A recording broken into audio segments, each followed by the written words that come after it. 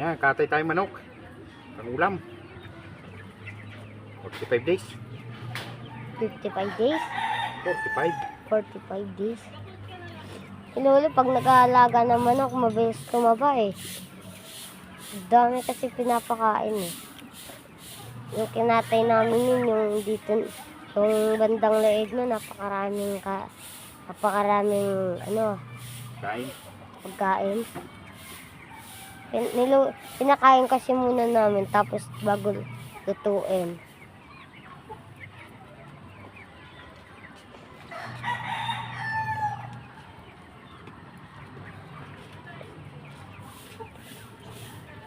Yung baby mo kaya Nelson, 45 days na rin? Hindi, may tanda na yan. Tanda na yan? Ah, bata pa pala yung manok mo? Bata pa to. Dati yung manok mo hindi lumalaki 1 ah. month pa lang, hindi pa to 45 days. At dati kaya Nelson, yung manok mo ganyan hindi lumalaki. Pangit yung sisyo nabili ko na yun. Pangit, di nalaki. Sausaw natin kunti.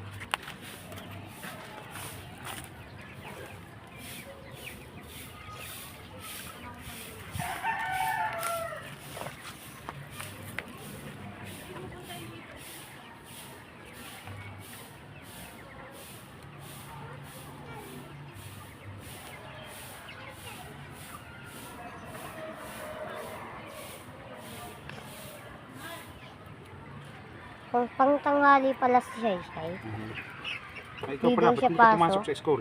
Ha? Hindi ka pumasok sa school? Itinanghali ng gising. Naku po. Hindi daw papasok si Shay Shay. Ha? Hindi daw papasok.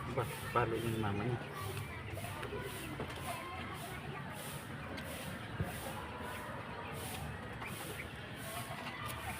Hindi ba init ang tubig ah?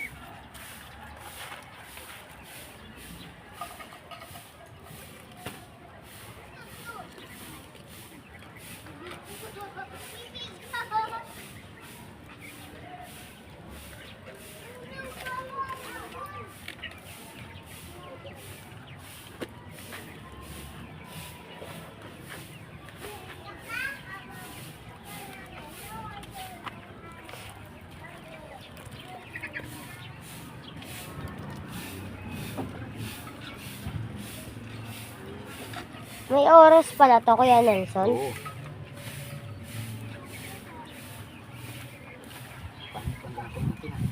Saan mo Kuya Nelson sinalin yung dugo?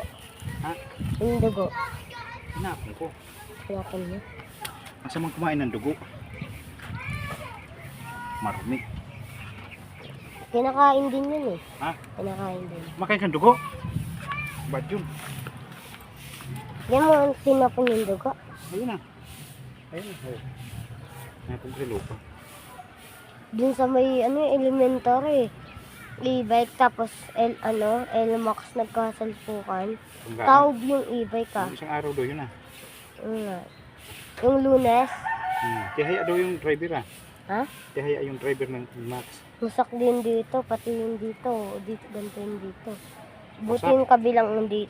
No, ganito lang, crack lang. May sakit pala to, kaya pala lagi nakaupo ito oh. Bali yung bali yung buto oh. Baliin mo to.